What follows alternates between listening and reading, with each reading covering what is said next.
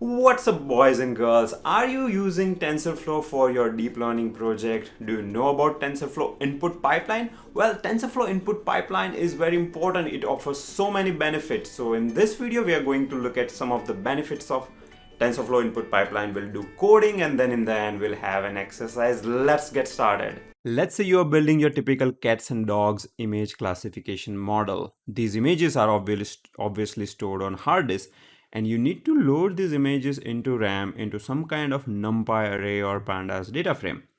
You have to convert these images into numbers because machine learning model understand numbers, they don't understand images. So now you have loaded them into, let's say, NumPy array, X-train, Y-train, and you give it to your model for training. Things are looking fine when you have 1,000 images. What if you have 10 million images? In deep learning environment, typically you have a lot of data. And when you're running this on your computer, which has only 8 gigabyte of RAM, when you try to load it, you know what your computer is going to tell you? It will be like, too much data, buddy. I cannot handle it. Please help me. All right. So one approach of tackling this issue is, how about we load these images into batches? This is called a streaming approach. So batch 1 is 1,000 images. You load this into some kind of spatial data structure. By the way, this table is not your NumPy array or pandas data frame. It is some kind of spatial data structure. And we'll talk about what that data structure is. You load 1,000 images, you give batch 1 for your model training, then you do batch 2, batch 3, batch 4, and so on. And things work perfectly okay. So now you'll ask me, what is that spatial data structure? Well, that spatial data structure is tf.data.Dataset. And this is what helps you build your TensorFlow input pipeline. TensorFlow input pipeline, in order to build this, you need to use tf.data API framework, and tf.data.Dataset is the main class in this framework. All right, what if I have some blurry images? I don't want to directly load the images and do my model training, because you all know we have to do data cleaning, data transformation, scaling, things like that. tf.dataset fortunately has a lot of good APIs to support the transformation. So for example, here the red row is that blurry image, and you can use filter function. You can say dot filter, and this filter underscore func is a function, custom function defined by you, where you will detect if the image is blurry or not. We are not going to go into details on how exactly you detect the blurry image, but you get the point. You can have a custom filter function which you can supply to tf.dataset, and it will filter it out. You see the red row is gone now in this particular instance of this data structure. And then you can do model training. You might want to do more transformation, where you all know typically when you're training your image data set, you want to scale it.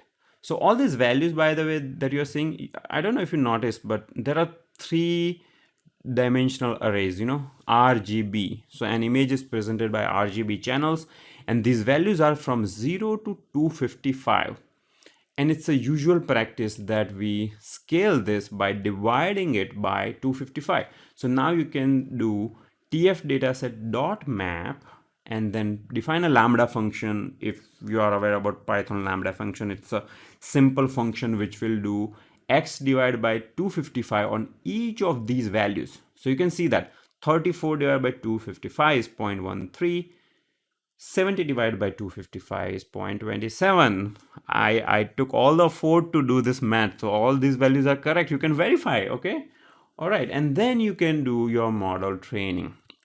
So overall, you can use tf.dataset to do filtering, mapping, shuffling, lot of different transformations. Now, what if I can write all this transformation in a single line of code? Yes, single line of code. You want to see it, how it looks? This is how it looks. So I'll explain you. Don't be afraid, okay? This is a single line of code. This is forming your complete data input pipeline. So the first step, list files that will load the images from your hard disk into memory. Okay. Then you do dot map. So dot map is like, pandas dot apply function where you want to run some transformation on your images. So I have just loaded these images from hard disk. I would probably want to convert it into numpy array and then do some transformation. By the way, numpy array is internally, it's inside your tf dataset. So tf dataset is kind of providing abstractions over it. So you essentially, your numpy array is converted to a tensor, and the tensor is an underlying data structure for tf dataset. Now you converted these images into array, extracted label from the folder, and then the next step would be filtering blurry images. Then you do mapping. So mapping is just your scaling, bringing values from 0 to 1, and that is your TF data set. So that first step is called building data pipeline. In this pipeline, you perform ETL, extract, transform, load, all kind of transformation. I just showed you few transformation. You can do repeat, you can do batching, you can do so many transformation. We'll look at some of those in our coding, which is part 2 of this video. But you get an idea that you build a data input pipeline. Look at the code, look at the beauty. It's single line of code. And then the second step would be training the model, where you supply tf dataset in your model.fit. Until now, if you've seen my previous videos, we would use either numpy array or pandas data frame as an input of fit function, but now we'll be using tf dataset. Okay, you can load text files, spreadsheet. It's not just images. You can load any kind of data. You can load images from S3, from cloud. It doesn't have to be your local hard disk.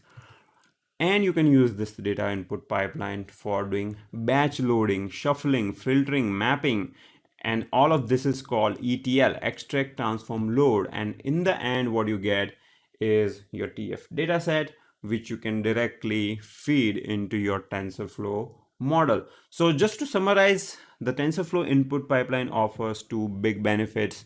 First, you can handle huge data sets easily by streaming them from either disk or S3 or any other cloud storage. And second benefit is you can apply various type of transformation which you typically need to train your deep learning model. All right, so that was the theory. Let's begin coding now. You should go through this page. It has useful information on tf.data API framework, little code snippets, etc. So we are going to practice all of this in today's coding session. So I have imported TensorFlow as tf, and I'm going to create now a simple TensorFlow dataset object. Okay, let's say you have a daily sales number, something like this. These are your daily sales number, $21,000, $22,000.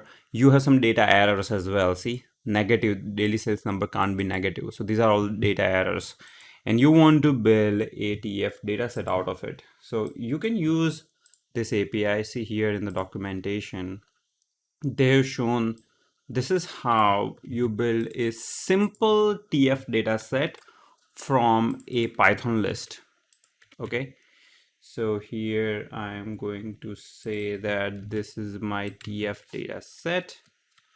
Let me increase the font size a little bit. Okay, and I will print TF dataset.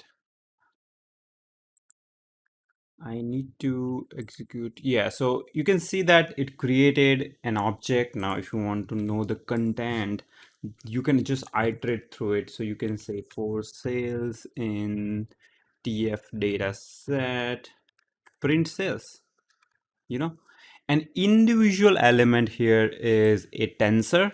And if you want to convert this tensor into a numpy object, you can do it by calling a numpy function.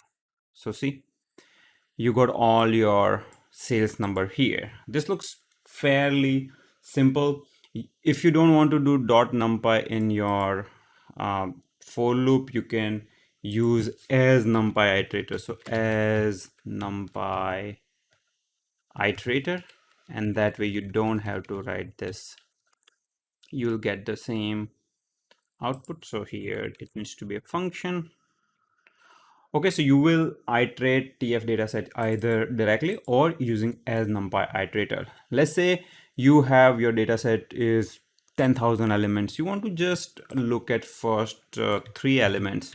So there is a function called take, So if you do take 3, let's say I want to print only first 3 elements. So I can do it so by using this take function.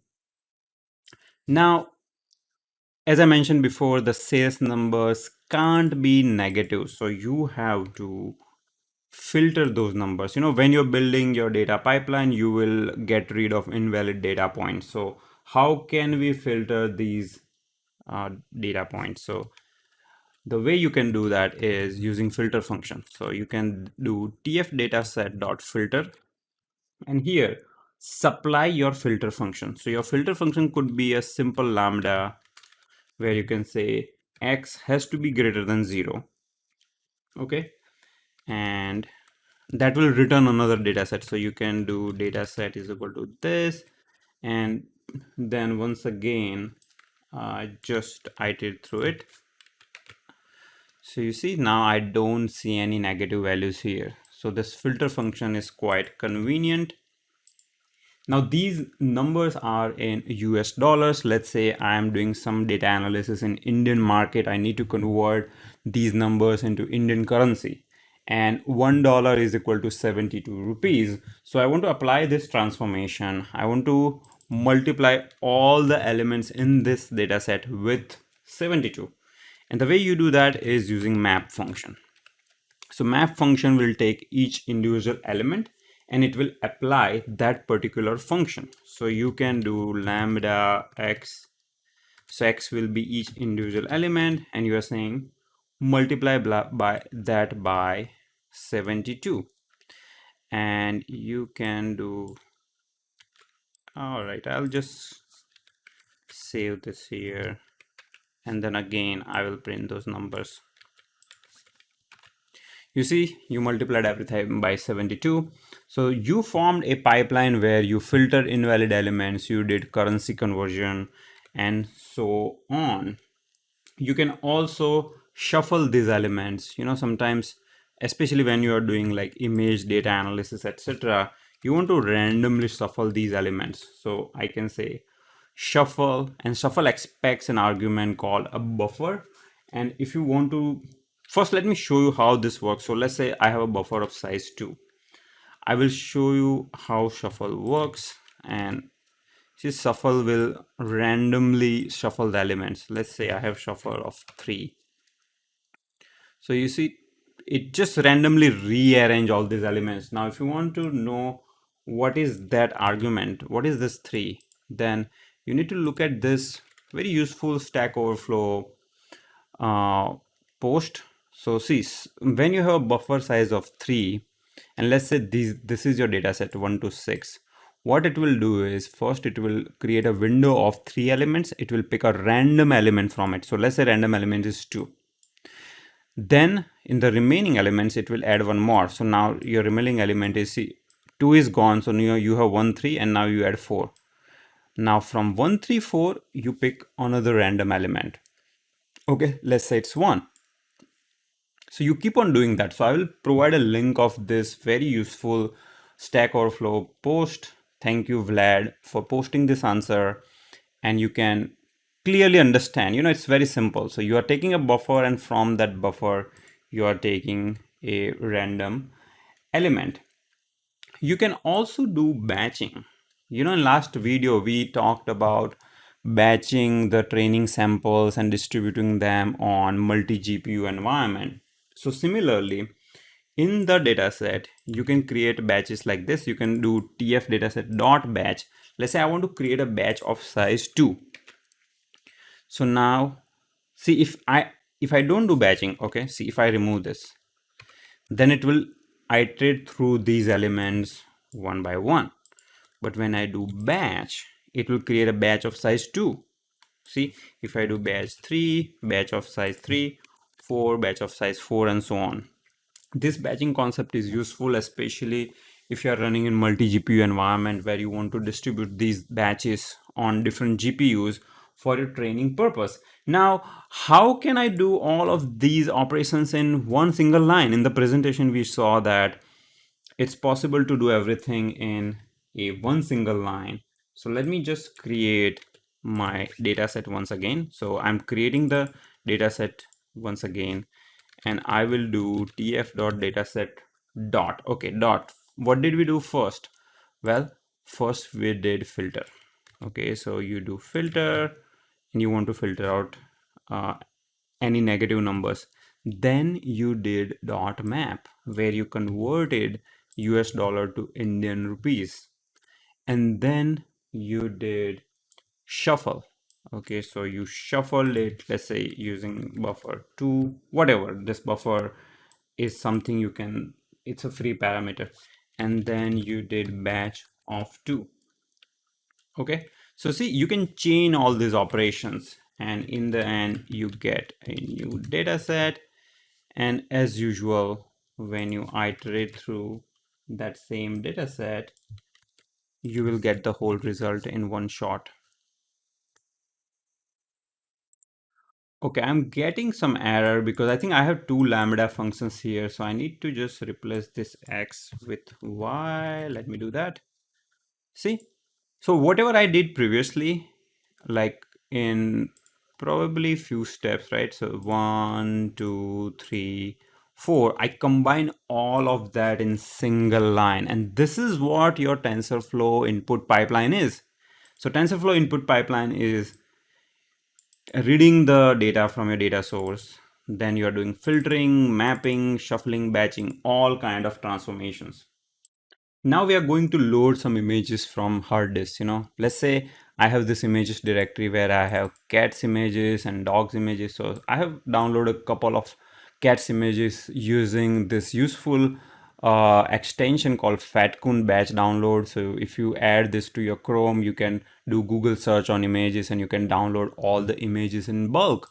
So I downloaded these images from Google. So I have some cat images, I have some dog images, and I'm going to show you how you can use TensorFlow input pipeline to read these images and apply various transformations. Okay, so let me just go into full screen mode here.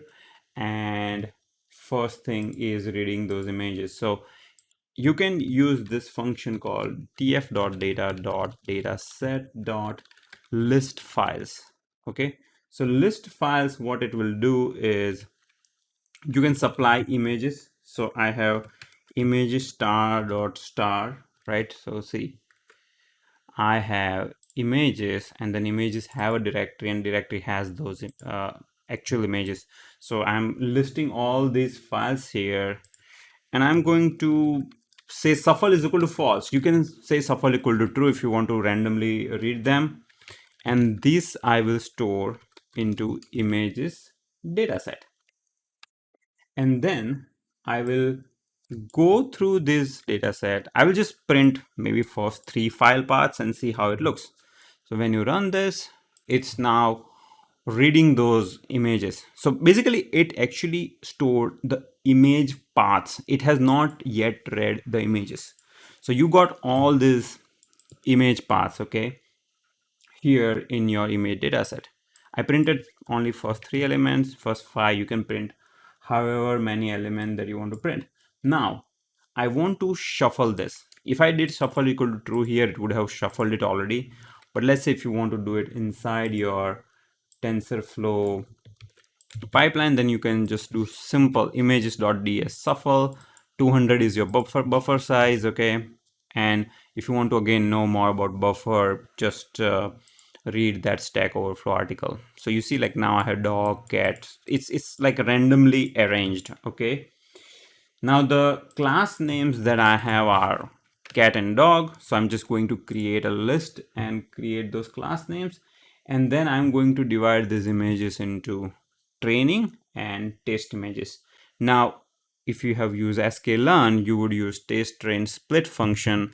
But in TensorFlow, the function to do the split is take basically. Okay, so I will say, okay, first of all, let me know what is my image count. So image count, okay, let me do this. So image count is length of this images database. Okay, and when I print my image count comes to be 130, and my training size is, let's say, image count into 0.8, and I want this to be a whole number. So of course, so 80% of samples are my training size.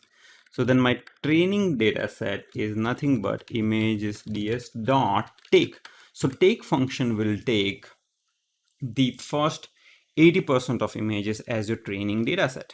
Okay, so train size, and my test ds is skip. So when you do skip, skip is an opposite function of take. It will skip first 80% samples. So now you're left with the remaining 80%, and images are shuffled already, so you don't have to worry about the order here.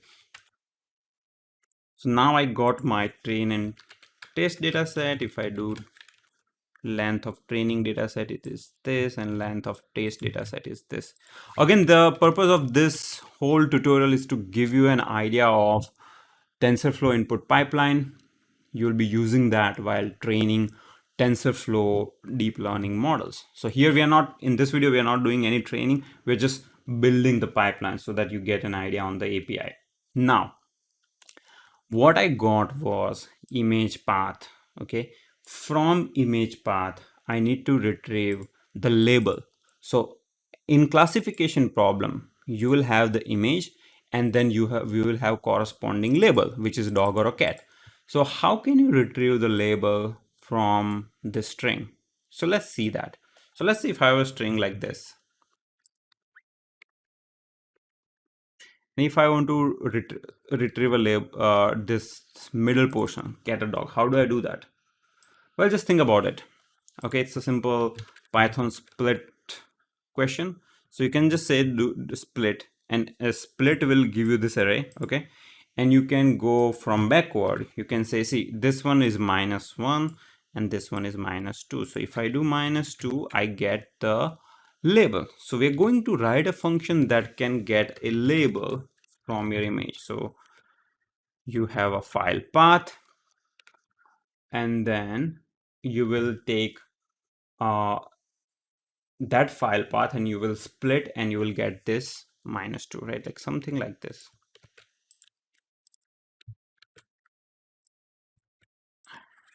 So this is your label, correct?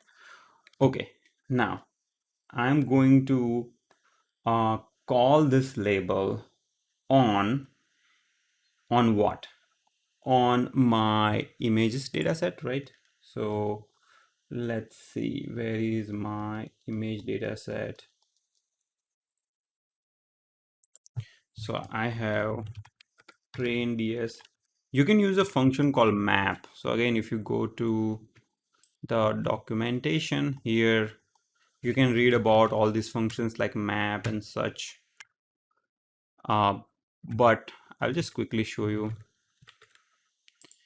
So what map will do is it will apply this get label function on all the elements in training ds.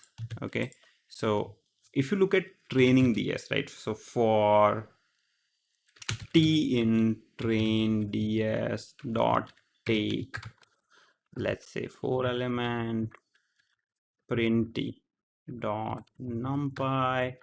So train ds has nothing but the set of image file paths. Okay, so now how do you retrieve this label from all these cool file paths? Well, you call map function, you say dot get label, and get label will get you those file paths. So you can say for, okay, label in this print label. Okay, now I got an error. Why? The error is tensor object has no attribute split. So the file path argument that I'm getting here is a tensor object, And for tensor object, you need to apply special functions. Okay, so you need to here say that instead of this split, okay, it's the same thing. What I would say is tf dot, let me write it here, tf dot strings dot split file path, and we'll use OS separator. So if you import OS utility and you can say os.path.sep, this means the OS separator. And once you have that, you want to get the last second element. Okay, so when you do this, see, I get cat and dog. I got the actual label. So I want my map function to be such that it not only gets label, but it reads the contents of the file. You know, what is your X and what is your Y? Well, your X is, if you look at our presentation here, do we have a presentation? Yes. So if you look at our presentation here, our X train, where is my X train? My X train is the actual image data, and my Y train is cat and dog. So far we got only Y part. We need to get the X part. So for X part, I will define a new function called process image file path. And in this, I will get the label as well as the image. So what is my label? Okay, my label is cat label file path. I love these tabs. Okay, so I got my label. Now how do I read my file? In TensorFlow, there is an API called tf.io.read file. This will actually read your file. Okay, so let's say I store this in an image. Now my file is a JPEG image. So JPEG image, I need to decode it. So there is a function called decode JPEG image. Okay, and then I need to resize the image because the image are of different dimensions. So I need to resize that image, you know, kind of make every image the same size. And I will say, okay, make it 128 by 128. Cool. And once you have that, now I return my image and label. So what you got here is X train is your image, Y train is your label. Okay, so we'll run this, and in this process function you will get call here. Okay, and then let me just call it for only first three elements, because otherwise it's going to be too much. And when I call it for first three functions, what's now gonna happen is, since this function is returning a tuple, I need to return a tuple here. So I will say image and label. Okay, now let me print image as well. So print image. See, if I print image, it's gonna be too big. Okay, so I will print maybe only first few characters, or let me just print it. You see, it's printing the whole like three-dimensional array. Okay, but you kind of get an idea that now my training data set has basically all my images and labels. So my training data set looks so far so good. All right, now the next step we are going to do is, I hope you guys are not tired. If you practice along with me when I'm coding, it's gonna be super useful. So I recommend you watch this video, you practice, you pause it, then you play it. I think that's the best way to learn something. Okay, so now I got my numpy array. I need to now scale it. So if you look at again our presentation, okay, so in the presentation we do this map lambda 255. So we want to convert these numbers in a range 0 to 1. Okay, so let me write my scale function. So my scale function, what is my scale function? So my scale function takes both image and label, and it will return image dash 255 and label as it is. Okay, and Then when you do training, ds is equal to train ds dot map scale, and then I will just iterate through this. Okay, error. What is the error? TS scale missing one requirement. Position argument. All right, let's see what's going on here.